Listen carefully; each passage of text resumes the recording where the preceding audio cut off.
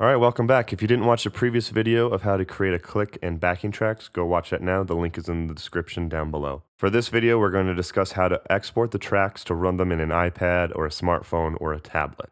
So here's the session. We have the click track and the cues, the scratch track, and then all of the backing tracks. So what you're going to do is you're going to hit X to open up the mixer window. The click and the count in, anything that you want to just go to your ears, you're going to pan those all the way to the left. And then everything else, so the intro or any intro or backing tracks that you have, you're going to highlight all of those and send those all the way to the right. The other thing you want to do is with the scratch track, you want to mute that because you don't want that to come through at all. That was just to help you get set up for programming the backing tracks and click track. All right, push X to close out the window. You also want to make sure that your session is trimmed just to where you want the song to end. So if this is if your session for some reason has all this blank area, it's going to bounce out all this empty audio, and you're going to have about 20 seconds of nothing at the end of the track. You don't want that. So move this up here, and then give yourself a little bit of room. You don't want it to be stop right at the very end, but you do want it to stop fairly quickly after the song is over. All right.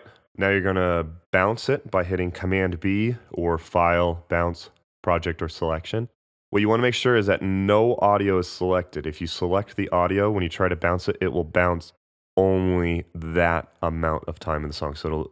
Since this track is selected, it'll only bounce measure 1 to measure about 22. So make sure you click so that nothing is selected. Command B. And we can bounce it there. So I recommend doing it as a WAV file, not an MP3, so you get the full sound. And then hit OK.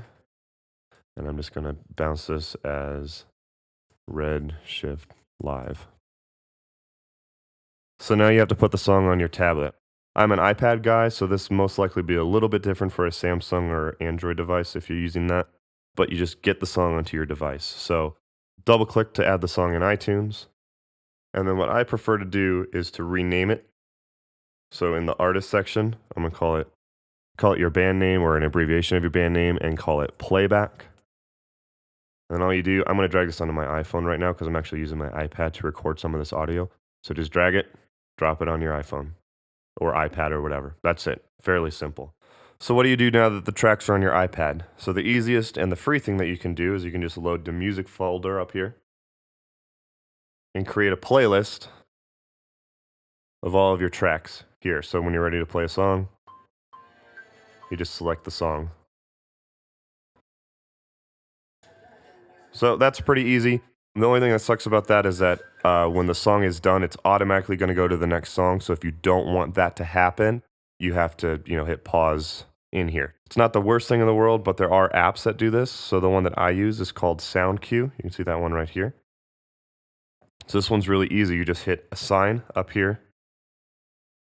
Select the square that you want to add a track to, and then add the track. So let me find Redshift. There we go. And then the next one, you add the next song in there. And then the next one, so on and so forth. And then so to start a song, you just hit the button. Let me fast forward it so you can hear it a little bit. And then you can either stop, fade out, or pause. So fade out will give you a nice fade out. And then, select your next song. Something else that's really cool in this app is that when you hit Assign, see the 3 little dots right here? If you hit that at the end action, so when the song is done, you can either stop it or you can play the next cue. So if you set it to play next cue, it brings up this arrow right here. So when the track is done,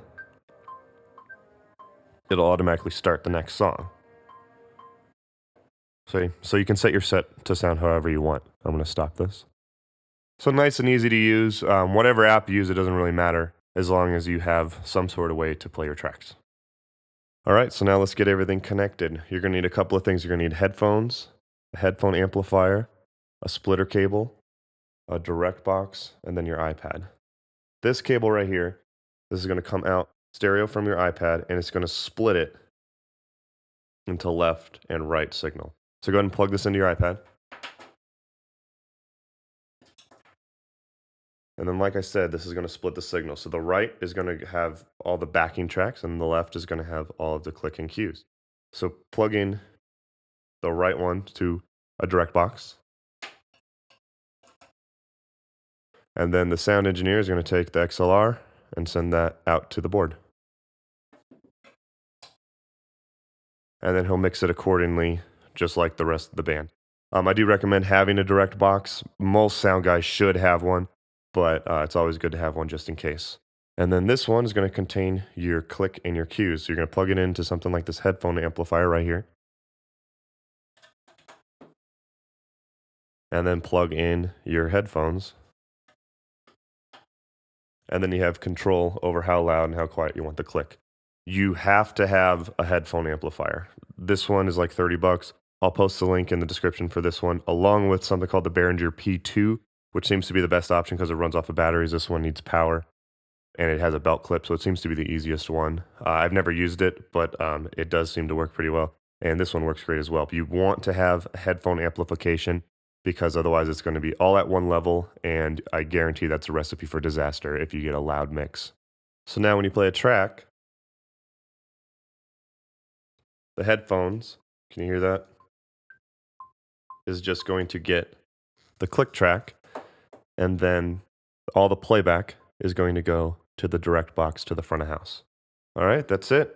A few words of advice. Always have a backup cables for sure. That's in general as a musician anyways. Always have backup cables, especially for this. But also have a backup device. I'm using an iPad for this, but you know that Soundcue app is also available on your iPhone. You definitely can still run this off of your phone as well. It'll sound the same. If you do use your phone, just make sure it's set into airplane mode because you don't want to get a phone call or a text in the middle of your performance. If you are interested in watching the video of how to run this from a laptop, you will get more options, such as being able to send MIDI data to change your pedals, synchronizing a light show, sending out video projections, and other things. So be sure to check that out if you're interested.